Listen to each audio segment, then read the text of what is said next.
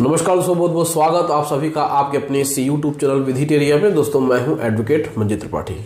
दोस्तों आज के इस वीडियो में हम आपके बीच लेकर के आए हैं दो बहुत ही महत्वपूर्ण प्रश्न जो आप सभी के मन में चलता रहता है। देखिए क्या होता है कि आप या तो कोई नौकरी करते हैं या फिर कोई बिजनेस करते हैं, यही दो आपके सोर्स ऑफ इनकम है और आपने कहीं से भी कोई भी पर्सनल लोन या अनसिक्योर्ड लोन लिया हुआ है और आपकी नौकरी चली गई है या फिर आपका बिजनेस बंद हो गया है, लेकिन आपके ऊपर बहुत बर्डन है और आपके कई लोन्स हैं और आप सेटलमेंट करना चाहते हैं लेकिन आपके पास पैसा नहीं है।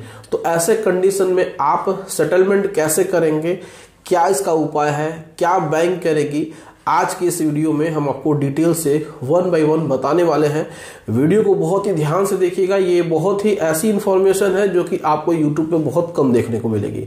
तो आइए बोर्ड के माध्यम से एक बार फिर से हम आपको समझाएंगे डिटेल में कि कैसे आप अपने इन तरीके के लोन का सेटलमेंट कर सकते हैं जब आपका लोन ऐसे कंडीशन में है जब आपका नौकरी नहीं चल रहा है, यानी कि नौकरी नहीं है और बिजनेस नहीं चल रहा है। तो आइए हम आपको बताते हैं, यानी कि यहाँ पे दो सिचुएशन है बहुत ही क्रिटिकल।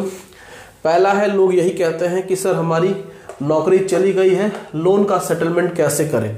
दूसरा है बिजनेस बंद हो गया है, लोन का सेटलमेंट कैसे करें। देखिए लोन का सेटलमेंट करने के लिए आपको कम से कम 50% फंड की जरूरत होती है। 50% फंड की जरूरत होती है। अगर 50% आपके पास पैसा है तभी आपके किसी भी सिक्योर्ड या अनसिक्योर्ड लोन का सेटलमेंट हो सकता है। तो आज के इस वीडियो में हम बात कर रहे हैं अनसिक्योर्ड लोन की।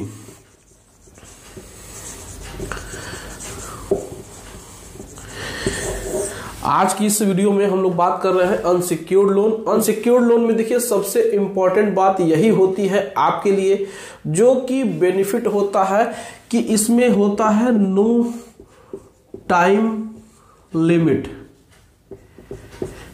इसमें कोई भी टाइम लिमिट नहीं होता है सेटलमेंट का, यानी कि ये साल दर साल, अगले साल, उसके अगले साल, उसके अगले साल, ये तब तक चलता रहता है जब तक कि आपका अकाउंट राइट ऑफ नहीं हो जाए।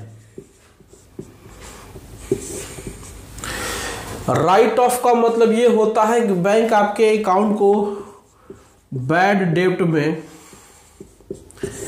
इंटर कर देती है, यानी कि मृत अकाउंट, यानी कि डेड अकाउंट। बैड डेब्ट यानी कि बैड अकाउंट, यानी कि ऐसा अकाउंट जिसकी रिकवरी अब संभव नहीं है। तो अनसिक्योर्ड लोन में यही होता है कि इसमें आपका अगर नौकरी नहीं है या फिर बिजनेस बंद हो गया है, आपके पास फुल अमाउंट नहीं है, तो आपको वेट करना है कि आपका अकाउंट जब तक राइट ऑफ नहीं हो जाता है तब तक आप बैंक से कांटेक्ट मत करिए। देखिए अगर आपके पास 50% पैसा है तो आप लोक अदालत जैसी संस्था की मदद ले सकते हैं। कभी कभी बैंक भी आपको 50% ऑफर करते हैं, लेकिन ये कंडीशन आने तक बैंक का हरासमेंट बहुत ज्यादा बढ़ जाता है, रिकवरी एजेंट के हरासमेंट बहुत ज्यादा बढ़ जाते हैं, इससे आपको काफी नुकसान होता है। तो अगर आप बैंक की रिकवरी टीम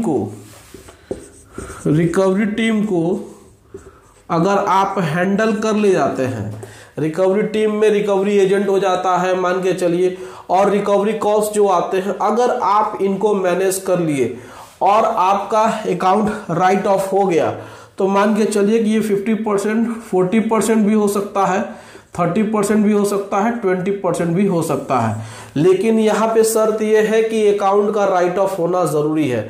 अगर आपका नौकरी नहीं है, आपका बिजनेस बंद हो गया है और अनसिक्योर्ड लोन है, तो आपको बिल्कुल भी घबराने की जरूरत नहीं है। सिक्योर्ड लोन में डरने की जरूरत होती है, क्योंकि सिक्योर्ड लोन में एक पार्टी को मॉर्गेज करते हैं, कोलेटरल देते हैं, तब जाकर के हमको लोन मिलता है, और हम जब उस लोन को नहीं पे करते हैं तो वो सिक्योर्ड जो लोन होता है, जो हमारा प्रॉपर्टी होता है, बैंक इसको सेल कर सकता है, ऑक्शन कर सकता है। यही एक प्रॉब्लम होती है सिक्योर्ड लोन में।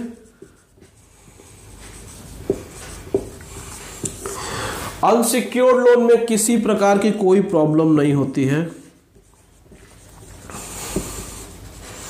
इसमें कोई भी टाइम नहीं दिया होता है, नो टाइम लिमिट, जिसका बेनिफिट आपको मिलता है। तो नो टाइम लिमिट इसमें यही होता है कि जब तक आपका अकाउंट राइट ऑफ नहीं होता है तब तक आपको थोड़ा सा धैर्य, थोड़ा सा पेशेंस, थोड़ा सा वेट करना होगा। रिकवरी एजेंट को संभाल लेना होगा, रिकवरी टीम से जो भी आएगा, लीगल नोटिस, ये सब संभाल लेना होगा। लेकिन यहाँ पे दो चीजें ऐसी हो जाती है कि मान के चलिए कि ईसीएस है, ईसीएस का बाउंस केस भी हो चलता है और इसमें आपका चेक बाउंस का भी चेक केस चल सकता है, आर्बिट्रेशन हो सकता है। तो आप अगर इसको हैंडल कर सकते हैं आर्बिट्रेशन, तो आपका सेटलमेंट 10%, 20%, 30% पे भी हो सकता है। तो इसमें कोई टाइम लिमिट नहीं होती है, सबसे बड़ी बेनिफिट यही होती है। तो नौकरी नहीं चलेगी तो भी आपको डरने की जरूरत नहीं है, बिजनेस बंद हो गया है तो भी डरने की जरूरत नहीं है, आपके पास 50% अमाउंट भी नहीं है तो भी डरने की जरूरत नहीं है।